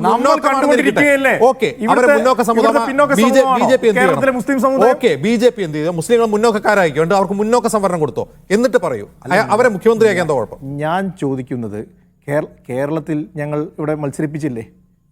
ഏറ്റവും മികച്ച സ്ഥാനാർത്ഥിയെ തന്നെ ഞങ്ങൾ ഇവിടെ ഇന്ത്യയിലാകെ ഒരാളുണ്ടായിരുന്നത്. ഇന്ത്യയിലാകെ നിങ്ങൾ സ്ഥാനാർത്ഥിയാണ്. അത് പോട്ടെ, ഒരാളെ മുഖ്യമന്ത്രിയാക്കിയ സുരേന്ദ്രൻ എന്ന് പറഞ്ഞത് ഒരു മുസ്ലിം മുഖ്യമന്ത്രിയാക്കാൻ പോവാണ് CPM എന്നാണ്. ഓക്കെ, അങ്ങനെ ആക്കിയാൽ എന്താ കുഴപ്പം? അത് വിശദീകരിക്കണ്ടേ? ഞാൻ പറഞ്ഞത്, ഇവിടുത്തെ CPM-ന് വോട്ട് ചെയ്തുകൊണ്ടിരിക്കുന്ന, അവരുടെ കൂടെ എല്ലാ കാലഘട്ടത്തിലും അടിയുറച്ചു നിന്നിരുന്ന ഒരു പിന്നോക്ക സമുദായങ്ങൾ ഇവിടെ ഉണ്ടായിരുന്നു. അവരുടെ വോട്ട് എങ്ങോട്ടാണ് ഷിഫ്റ്റ് ചെയ്തിരിക്കുന്നത്? BJP-യിലേക്ക് ഷിഫ്റ്റ് ചെയ്തുകൊണ്ടിരിക്കുന്നു. കാരണം അവർക്ക് ആശങ്കയുണ്ട്, CPM-ന്റെ കൂടെ നിൽക്കുവാൻ അവർക്ക് ആശങ്കയുണ്ട്. അതേ തോന്നലുള്ള വന്നതിന് ശേഷം അവർ കാണിച്ചിരിക്കുന്ന രാജ്യസഭാ സീറ്റുകൾ കൊടുത്തിരിക്കുന്ന ആർക്കാണ്? അപ്പൊ അവരത് ശക്തമായിട്ട് മുന്നോട്ട് കൊണ്ടുപോകാനാണ്. ഗണേഷ്, പ്രശ്നം പറയൂ. അതായത് മുസ്ലിമിനെ മുഖ്യമന്ത്രിയാക്കാൻ പോകുന്ന CPM-ന് ഇഷ്ടമല്ല, BJP-ക്ക് വോട്ട് കളയാം, അങ്ങനെയാണോ? അല്ല, ഞാൻ പറഞ്ഞത് ഇവിടുത്തെ, ഞാൻ വീണ്ടും അജിംസെ, ഞാൻ പറയുന്നത് വളരെ കറക്റ്റായിട്ട് നിങ്ങൾ കേൾക്കൂ, എന്നിട്ട് നിങ്ങൾ ചോദിച്ചോ. ഇവിടുത്തെ പിന്നോക്ക സമുദായങ്ങൾ, അടിയുറച്ച് CPM-ന്റെ കൂടെ നിന്ന പിന്നോക്ക സമുദായങ്ങൾ, അവർക്ക് ആശങ്കയുണ്ട്. ആശങ്കയുള്ളത് കൊണ്ടാണല്ലോ ഈ വയനാട് ഉൾപ്പെടെ ട്രൈബൽ ഏരിയയിൽ പോലും ഞാൻ BJP ക്ക് ചോദിക്കുന്നത് അതിശക്തമായിട്ടുള്ള നിങ്ങൾക്ക് വോട്ട് പിന്നോക്ക ഉണ്ടായിരിക്കുന്നത്. വിഭാഗം വോട്ട് ചെയ്തതിനെ കുറിച്ചല്ല. നിങ്ങൾ പറയുന്ന ആശങ്ക എന്താണെന്ന് പറയൂ. അവരുടെ ആശങ്കയുള്ളത് കൊണ്ടാണ് ഞാൻ എന്ത് ചോദിക്കട്ടെ, ആശങ്ക അല്ലാതെ എന്താണ്? BJP-ക്ക് നാളെ വോട്ട് ചെയ്ത് കളയാം എന്ന് കേരളത്തിൽ അതല്ല, ആ വിചാരിച്ചതാണോ? ആശങ്ക എന്താണെന്ന് പറയണ്ട. അത് വെള്ളാപ്പള്ളിയോ കെ സുരേന്ദ്രനോ കെ ഗണേശോ പറയണ്ടേ? എന്താണ് ആശങ്ക അത് പറയൂ. ഞാൻ എന്നാലേ പരിഹരിക്കാൻ പറ്റും. ആശങ്ക പരിഹരിക്കേണ്ട ആളുകൾ പരിഹരിക്കുന്ന. ഞാൻ ചോദിക്കട്ടെ, ഈ റിസൾട്ട് വന്നതിന് ശേഷം അവരാർക്കാ രാജ്യസഭാ സീറ്റ് കൊടുത്തത്? അതാണോ അത് റിസൾട്ട് വന്നതിന് ശേഷമല്ല, റിസൾട്ട് വന്നതിന് മുമ്പുള്ള കാര്യം. ഞാൻ ചോദിക്കട്ടെ, ഏത് കാര്യത്തിലാണ് അവർക്ക് അപകടം മാറ്റം വരുത്താൻ പോലും തോന്നിയില്ലല്ലോ. ഏത് കാര്യത്തിലാണ് അപകടം പറയൂ. പോലും തോന്നിയില്ലല്ലോ. ഞാൻ ചോദിക്കുന്നത് അവർക്ക് കൊടുത്ത് ഇവർക്ക് കൊടുത്തുന്നില്ല. ഈ പിന്നോക്കക്കാർക്ക് എന്ത് കിട്ടിയില്ല എന്നാണ് വെള്ളാപ്പള്ളിയും സുരേന്ദ്രനും ഗണേഷും പറയുന്നത്. അല്ല, ഞാൻ പറഞ്ഞത് അവർക്ക് കിട്ടിയിട്ടില്ല എന്നതുകൊണ്ടാണല്ലോ അവർ പറഞ്ഞുകൊണ്ടിരിക്കുന്നത്. എന്താ കിട്ടാത്തത്? ഞാൻ എന്താ കിട്ടാത്തതെന്ന് പറഞ്ഞാലേ കൊടുക്കാൻ പറ്റൂ. ഒരു സുപ്രഭാതത്തിൽ ഗണേഷ്, ഞങ്ങൾക്ക് ഇന്ന പ്രശ്നങ്ങളുണ്ട്, ഇന്ന കാര്യങ്ങൾക്ക് ഞങ്ങളോട് ആവണം, അത് പറയണ്ടേ? മറ്റവർക്ക് കൊടുത്തു എന്നുള്ളതല്ലേ, ഞങ്ങൾക്ക് കിട്ടിയില്ല, എന്ത് കിട്ടിയില്ല എന്ന് പറയണ്ടേ? നിങ്ങൾ എന്തൊക്കെ കൊടുത്തു എന്ന് നിങ്ങൾക്ക് കണ്ണു തുറന്നു കണ്ടു നോക്കൂ സാർ. ഗണേഷ്, ഒരു കാര്യം കിട്ടിയില്ലെങ്കിൽ കേരളത്തിലെ ഏറ്റവും വലിയ സമുദായത്തിന്റെ നേതാവിന് പറയാൻ കഴിയണം, ഞങ്ങളുടെ സമുദായത്തിന് ഇന്ന പ്രശ്നങ്ങളുണ്ട്. അത് ആ ലേഖനത്തിൽ എവിടെ പറഞ്ഞിട്ടില്ല. മറ്റവർക്ക് കൊടുത്തതിനാണ് അദ്ദേഹത്തിന്റെ പ്രശ്നം. അതിനെന്താ പറയാ നമ്മുടെ നാട്ടില് പച്ച മലയാളത്തിൽ? അല്ല, ഞാൻ ചോദിക്കുന്നത് മറ്റവർക്ക് കൊടുത്തതല്ല ആണ് പ്രശ്നം. തുല്യനീതി എന്ന് പറഞ്ഞാൽ എന്താണ് അജിം സാർ? ഓക്കെ, അങ്ങനെയാണെങ്കിൽ എൽ ഡി എഫ് സർക്കാർ ഇത്ര ജോലി തന്നില്ല, ഞങ്ങൾക്ക് എൽ ഡി എഫ് സർക്കാരിൽ ഇത്ര MLA മാരില്ല, ഞങ്ങളുടെ സമുദായത്തിൽ നിന്ന് മന്ത്രിമാരില്ല, അത് എണ്ണവിട്ട് പറയാലോ? വെള്ളാപ്പള്ളിക്ക് അത് പറഞ്ഞില്ലല്ലോ. അല്ല അജിം സേ, ഈ മൂന്ന് കാര്യങ്ങളാണ്: ഉദ്യോഗസ്ഥ പ്രാതിനിധ്യം, അതുപോലെ രാഷ്ട്രീയ പ്രാതിനിധ്യം. മന്ത്രിസഭയിൽ ഈഴവ സമുദായങ്ങളില്ല എന്ന് പറയട്ടെ വെള്ളാപ്പള്ളി, അപ്പോൾ അത് പരിഹരിക്കും. അല്ലെങ്കിൽ മന്ത്രിസഭയിൽ MLA മാരില്ല, MP മാരില്ല, അത് പറയട്ടെ, അപ്പോൾ സർക്കാരും LDF CPM പരിഹരിക്കും. എന്താണ് പ്രശ്നം എന്ന് പറഞ്ഞാലേ പരിഹരിക്കാൻ പറ്റൂ.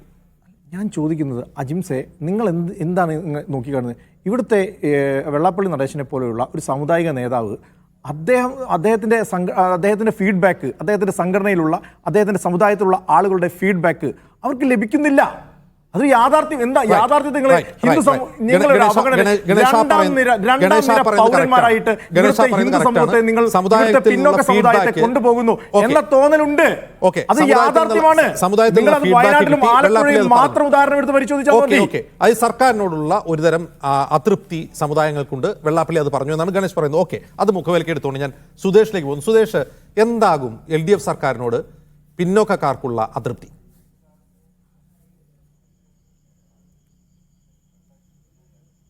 പിന്നോക്കക്കാർക്കുള്ള അതൃപ്തി എന്ന് പറഞ്ഞാൽ വാസ്തവത്തിൽ ഇവിടെ മനസ്സിലാക്കേണ്ട ഒരു കാര്യം, മുസ്ലിങ്ങൾക്ക് അനർഹമായി കൂടുതൽ കിട്ടുന്നു എന്നൊരു പ്രചാരണം പിന്നോക്ക വിഭാഗങ്ങളുടെ ഇടയിൽ ശക്തമായിട്ടുണ്ട് എന്നുള്ളത് യാഥാർത്ഥ്യമാണ്. പക്ഷെ അതിന് വസ്തുതാപരമായി ശരിയല്ല. 543 അംഗ MP മാരിൽ വെറും 24 പേരാണ് മുസ്ലിങ്ങൾ ഇപ്പോഴത്തെ. അതിനു മുമ്പ് 22 പേരായിരുന്നു, 26 പേരായിരുന്നു. 2014 22 പേരും.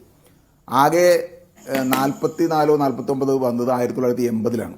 ഇതിനെ സംബന്ധിച്ച് വിശദമായ ഡാറ്റ പുസ്തക രൂപത്തിലൊക്കെ പുറത്തു വന്നിട്ടുണ്ട്. കാരണം അവരുടെ ജനസംഖ്യ 15% വരുന്ന മുസ്ലിം ജനസംഖ്യക്ക് 80ഓളം MP പാർലമെന്റിൽ വരുന്നതിൽ യാതൊരു പ്രശ്നവുമില്ല. പക്ഷേ ഒരിക്കൽ പോലും അവരുടെ ജനസംഖ്യയ്ക്ക് ആനുപാതികമായ പ്രാതിനിധ്യം ഇന്ത്യൻ പാർലമെന്റിൽ മാറി മാറി വന്ന ഒരു സർക്കാർ ഭരിച്ചിട്ടും ഒരു മുന്നണി ഭരിച്ചിട്ടും വന്നിട്ടില്ല. മാത്രമല്ല BJP സ്ഥാനാർത്ഥികളായി വസ്തുതാപരമാണ്. എന്റെ ക്വസ്റ്റ്യൻ വളരെ സ്പെസിഫിക് ആണ്. LDF സർക്കാരിനോടുള്ള അതൃപ്തി കൊണ്ട് BJPക്ക് പിന്നോക്കക്കാർ വോട്ട് ചെയ്യുന്നു. ഇതാണ് വെള്ളാപ്പള്ളി നടേശൻ പറയുന്നത്, സുരേന്ദ്രനും ഗണേശും ഒക്കെ പറയുന്നത്. അങ്ങനെ LDFനോട് പിന്നോക്കക്കാർക്ക് അതൃപ്തി തോന്നാനുള്ള അവഗണന അവർ നേരിടുന്നുണ്ടോ? അങ്ങനെ എന്തെങ്കിലും പ്രശ്നങ്ങളുണ്ടോ? അങ്ങനെയൊക്കെ അറിയാൻ പറ്റുമല്ലോ. അല്ല, അതാണ് ഞാൻ പറഞ്ഞത്. അത് വെറും നുണപ്രചാരണമാണ്. അതിന്റെ അടിസ്ഥാനത്തിലല്ല അവർ വോട്ട് ചെയ്യുന്നത് എന്നുള്ളതാണ്. അവരിപ്പോൾ വോട്ട് ചെയ്യുന്നതിന് പല കാരണങ്ങളുണ്ടാവും. ഇപ്പോൾ നോർത്ത് ഇന്ത്യയിൽ പല ആളുകളും UPയിലൊക്കെ BJPക്കെതിരായ ആളുകൾ വോട്ട് ചെയ്യുന്നത് ഹിന്ദുത്വത്തിനോട് എതിരുകൊണ്ടൊന്നുമല്ല, വേറെ ഒരുപാട് ഘടകങ്ങൾ അവർക്ക് വോട്ട് ചെയ്യാനുണ്ടാവും. അവർ ദൈനംദിനമായി നേരിടുന്ന നിരവധി പ്രശ്നങ്ങളുമായി ബന്ധപ്പെട്ടാണ് പലപ്പോഴും വോട്ട് ചെയ്യുന്നത്. ഇവിടെയും കേരളത്തിലും അവർക്ക് ഇടതുപക്ഷ സർക്കാരിനെതിരായിട്ടുള്ള ഭരണവിരുദ്ധമായ പല കാര്യങ്ങൾ കൊണ്ടാണ് അവർ വോട്ട് ചെയ്യുന്നത്. പക്ഷേ ഈ BJPക്ക് അനുകൂലമായ ഒരു മനോഭാവം സൃഷ്ടിക്കുന്നതിൽ ഇവിടുത്തെ വെള്ളാപ്പള്ളി ഉൾപ്പെടെയുള്ള സംഘടനകൾ അല്ലെങ്കിൽ പ്രവർത്തകർ, സംഘടനാ നേതാക്കന്മാർ കാര്യമായി പ്രവർത്തിക്കുന്നുണ്ട് എന്നുള്ളതാണ്. അങ്ങനെ തെറ്റിദ്ധാരണ ഉണ്ടാക്കിക്കൊണ്ട്, ജനങ്ങളുടെ ഇടയിൽ തെറ്റിദ്ധാരണ ഉണ്ടാക്കിക്കൊണ്ട് കുറേയധികം ആളുകളുടെ വോട്ട് മേടിച്ചെടുക്കാനായിട്ട് ശ്രമിക്കുന്നുണ്ട്. പക്ഷേ ഇവിടെ ഇടതുപക്ഷം മനസ്സിലാക്കേണ്ട ഒരു കാര്യം, അവരുടെ വോട്ട് ബാങ്കാണ് വാസ്തവത്തിൽ ഇങ്ങനെ ചോരുന്നതാണ്. കാരണം BJPയുടെ വോട്ട് കേരളത്തിൽ വർദ്ധിക്കുന്നു എന്നതിൻ്റെ അർത്ഥം ഇടതുപക്ഷത്തിന്റെ വോട്ട് ബാങ്ക് കാര്യമായി ചോരുന്നു എന്നുള്ളതാണ്. ഇത് മനസ്സിലാക്കി ഇടതുപക്ഷ സർക്കാർ ചെയ്യേണ്ടത്, ഇപ്പം ഇവർ പറയുന്ന കാര്യങ്ങളെല്ലാം വെള്ളാപ്പള്ളി ഉൾപ്പെടെയുള്ള ആളുകൾ പറയുന്നത് സത്യമാണോ അല്ലെങ്കിൽ യാഥാർത്ഥ്യമാണോ, അതിലെന്തെങ്കിലും കള്ളങ്ങളുണ്ടോ എന്ന് മനസ്സിലാക്കാനായിട്ട് സർക്കാരിന്റെ കയ്യിൽ ഒരു മാർഗമുണ്ട്. സർക്കാർ എന്താ ചെയ്യേണ്ടത്? സർക്കാർ ഈ ജനങ്ങളുടെ ഒന്നാമത് ചെയ്യേണ്ട കാര്യം ഈ സർക്കാർ ഈ ജനവിഭാഗങ്ങളുടെ ഒരു കണക്കെടുക്കുക എന്നുള്ളതാണ്. അതിനാണ് നമ്മളെപ്പോഴും സാമുദായികമായ സെൻസസ് എടുക്കണമെന്ന് പറയുന്നത്. കേരള സംസ്ഥാന സർക്കാർ അതിന് മുൻകൈ എടുക്കണം. സംസ്ഥാന സർക്കാർ ഇവിടുത്തെ എല്ലാ ജനവിഭാഗങ്ങളുടെയും ഈഴവർ ഉൾപ്പെടെയുള്ള ആളുകളുടെ ജനങ്ങളുടെ കണക്കെടുക്കുക. രണ്ടാമത് ഈ ജനവിഭാഗങ്ങൾക്ക് മുസ്ലിങ്ങൾക്കുൾപ്പെടെയുള്ള എല്ലാ ജനവിഭാഗങ്ങൾക്കും എന്തെല്ലാം ആനുകൂല്യങ്ങൾ, നേട്ടങ്ങൾ, സ്ഥാനമാനങ്ങൾ, ഉദ്യോഗങ്ങൾ, പദവികൾ ലഭ്യമായിട്ടുള്ളതിൽ ഒരു ധവളപത്രം പുറത്തിറക്കട്ടെ. നമുക്കറിയാമല്ലോ. അപ്പോൾ ആർക്കാണ് കൂടുതൽ കിട്ടിയിട്ടുള്ളത്, ആർക്ക് കുറഞ്ഞു കിട്ടിയിട്ടുണ്ട്? മുസ്ലിങ്ങൾക്ക് ഈ പറഞ്ഞ രീതിയിൽ അനധികൃതമായി അനർഹമായി എന്തെങ്കിലും അവകാശങ്ങൾ, അധികാരങ്ങൾ, സ്ഥാനമാനങ്ങൾ കിട്ടിയിട്ടുണ്ടെങ്കിൽ തീർച്ചയായിട്ടും നമുക്ക് ആ സമയത്ത് അത് നിർത്തലാക്കാനോ അല്ലെങ്കിൽ കുറക്കാൻ വേണ്ടി അവകാശപ്പെടാം. മറിച്ച് അവർക്കാണ് കുറവെങ്കിൽ അവർക്ക് കൂടുതൽ കിട്ടണം. ഏതെങ്കിലും കമ്മ്യൂണിറ്റിയെ സംബന്ധിച്ച് അങ്ങനെ കൂടുതൽ കിട്ടിയിട്ടുണ്ടോ കുറവ് കിട്ടിയിട്ടുണ്ടോ എന്നുള്ള യാഥാർത്ഥ്യം പുറത്തിറക്കാനുള്ള ബാധ്യത സർക്കാരിനുണ്ട്. അങ്ങനെ ചെയ്യുകയാണെങ്കിൽ ഈ പറഞ്ഞ പ്രശ്നങ്ങൾക്ക് കേരളത്തിലെങ്കിലും ഒരു പരിധിവരെ പരിഹരിക്കാൻ കഴിയും. വിശേഷിച്ചും ഇടതുപക്ഷത്തിന് അത് കഴിയണമെന്നാണ് ഞാൻ വാദിക്കുന്നത്. ഈ സത്യം പറയാത്തത് കൊണ്ടാണ് വാസ്തവത്തിൽ വെള്ളാപ്പള്ളി നടേശന്മാരുള്ള ആളുകളെ പോലുള്ള ആളുകൾ നടത്തുന്ന പ്രചാരണങ്ങൾ ജനങ്ങൾ വിശ്വസിക്കുന്നത്. അതിന് വാസ്തവം അടിസ്ഥാനമൊന്നുമില്ല. പിന്നോക്ക സമുദായങ്ങൾ ബിജെപിക്ക് വേണ്ടി വോട്ട് പതിറ്റാണ്ടുകളായി ദുഷ്പ്രചാരണങ്ങളോടെ സൗഹൃദത്തോടെ കഴിഞ്ഞ രണ്ട് സമുദായങ്ങളാണ് ഈഴവ സമുദായവും മുസ്ലിം സമുദായവും. അപ്പോൾ ഒരു വശത്ത് രണ്ടുപേരും പിന്നോക്കാവസ്ഥ അനുഭവിക്കുന്നുണ്ട്, രാഷ്ട്രീയമായ ഉദ്യോഗസ്ഥ പ്രാതിനിധ്യത്തിലും പിന്നോക്കാവസ്ഥ അനുഭവിക്കുന്നുണ്ട്. അങ്ങനെ അവകാശ പോരാട്ടങ്ങൾക്ക് ഒരുമിച്ച് നിൽക്കേണ്ട രണ്ട് സമുദായങ്ങൾ തമ്മിൽ വിഘടിക്കുകയാണ്, അവർ അകലുകയാണ്, അവർക്ക് കൂടുതൽ കൊടുക്കുന്നു എന്ന് പറഞ്ഞ് ഇവരെ അകറ്റുകയാണ്. അതിൽ സുദേശ് പറയുന്നത് അതൊരു നുണപ്രചാരണത്തിന്റെ ഭാഗം ഉണ്ടാകുന്ന അകൽച്ചയാണ് എന്നാണ്. എങ്കിൽ ആരാണ് അതിന് പിന്നിൽ, ആരാണ് അതിന്റെ ഗുണഭോക്താക്കൾ? അത് നമുക്ക് നമ്മുടെ ചരിത്രത്തിൽ നിന്നും അനുഭവത്തിൽ നിന്നും സാമുദായികത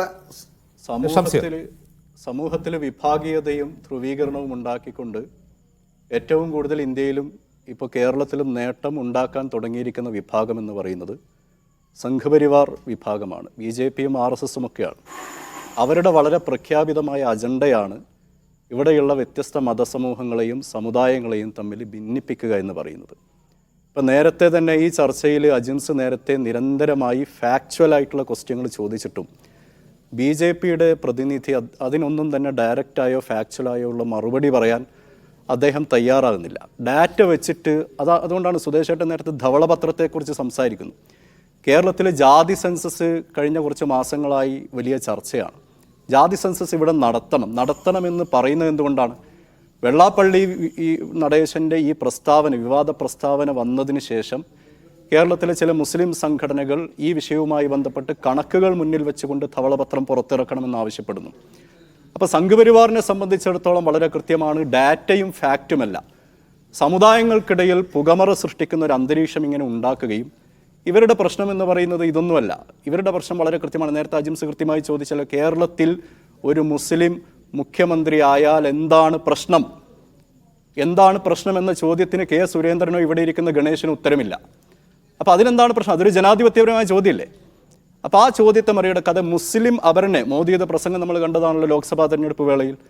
മുസ്ലിം എന്ന ഒരു സ്വത്വത്തെയും ഐഡന്റിറ്റിയെയും ഒരു സമുദായത്തെയും അപരസ്ഥാനത്ത് നിർത്തിയിട്ട് മറുവശത്ത് ഇവരിതാ എന്തോ അപകട വീട് ഉണ്ടാക്കാൻ പോകുന്നു എന്ന പ്രതീതി സൃഷ്ടിക്കുകയും അതുവഴി ഐക്യത്തോടുകൂടി മുന്നോട്ട് പോകുന്ന സമൂഹത്തിൽ ഛിദ്രതയുണ്ടാക്കുകയും അത് മുതലെടുത്തുകൊണ്ട് രാഷ്ട്രീയ സ്വാധീനം ഉണ്ടാക്കുകയും ചെയ്യുക എന്ന അറിയാവുന്ന ഒരേ ഒരു പണി അവർ കേരളത്തിൽ നടത്തിക്കൊണ്ടിരിക്കുന്നത് ഈ ചർച്ചയിൽ നമ്മളത് ദൗർഭാഗ്യവശാൽ കേൾക്കുകയുണ്ടായി. ഇവിടെ ഞങ്ങൾ പറയുന്നത് ഡാറ്റ വെച്ച് ഇപ്പോൾ ഇവിടെ നേരത്തെ കണക്കുകൾ ഞാൻ പറയും. ഇപ്പോഴത്തെ കേരള മന്ത്രിസഭയുടെ കണക്ക് നിങ്ങൾ പരിശോധിച്ച് നോക്കുക. മുസ്ലിം പ്രാതിനിധ്യം 9.4%, സവർണ ക്രൈസ്തവ മുന്നാക്ക ക്രൈസ്തവ പ്രാതിനിധ്യം 14%, മുന്നാക്ക ഹിന്ദു പ്രാതിനിധ്യം 43%. ഇവിടെ പിന്നാക്ക ക്രൈസ്തവർക്കും ദലിത് ക്രൈസ്തവർക്കും കേരള മന്ത്രിസഭയിൽ പ്രാതിനിധ്യമില്ല. ഈഴവ പ്രാതിനിധ്യം എന്ന് പറയുന്നത് 23%, പട്ടികജാതി പ്രാതിനിധ്യം എന്ന് പറയുന്നത് 4.7%. ഞാൻ മന്ത്രിസഭയുടെ കാര്യം മാത്രം എടുത്തു നോക്കുന്നു. ഇപ്പോൾ വിജയിച്ച MP-മാരുടെ കണക്ക് നിങ്ങളുടെ കയ്യിലുണ്ട്, നമുക്ക് എല്ലാവർക്കും പരിശോധിച്ച് നോക്കാം. അപ്പോൾ കണക്കുകൾ മുന്നിൽ വെച്ചുകൊണ്ട് എന്താണ് ഇവിടുത്തെ സാമൂഹിക യാഥാർത്ഥ്യം, ആരൊക്കെയാണ് അധികാരം കൈയാളുന്നത്, മുസ്ലിം സമൂഹം അനധികൃതമായോ അമിതമായോ അനർഹമായോ എന്തെങ്കിലും അധികാരമോ അവകാശമോ അവർ കൈയാളുന്നുണ്ടോ, ഇത് സർക്കാരിന് പുറത്തുവിടാലോ ആധികാരികമായും ഔദ്യോഗികമായും. എന്തിനാണ് ഇങ്ങനെ പുകമറ സൃഷ്ടിക്കുന്നവർക്ക് പ്രോത്സാഹനം കൊടുക്കുന്ന ഒരു സമീപനം മൗനം കൊണ്ടെങ്കിലും സർക്കാർ ശരി, കൊടുക്കുന്നത്? പുകമറ അത് സൃഷ്ടിക്കുക ഒരിക്കലും തന്നെ ഇവിടെ എന്നുള്ളതല്ല, പ്രോത്സാഹിപ്പിക്കാൻ വ്യാജ സാധിക്കില്ല. പ്രചാരണങ്ങളിലൂടെ സാമുദായിക മൈത്രി തകർത്ത് സമൂഹത്തിൽ ഛിദ്രത ഉണ്ടാക്കാൻ ശ്രമിക്കുന്നവർക്കുള്ള കൃത്യമായ മറുപടി നൽകേണ്ടത് സർക്കാരാണ്. അതിന് ഡാറ്റ ആവശ്യമാണ്. ആ ഡാറ്റ വെച്ച് പ്രതികരിക്കേണ്ടത് സർക്കാരാണ് എന്നുള്ളതാണ് ഏറ്റവും പ്രധാനം. വളരെ നന്ദി ശ്രീ ഗണേഷ്, ശ്രീ ബൽദേവ് സച്ചിദാനന്ദ്, ശ്രീ സുദേശ് എം രഘു, ഷംസീർ ഇബ്രാഹിം ഇത്രയും സംസാരിച്ചു.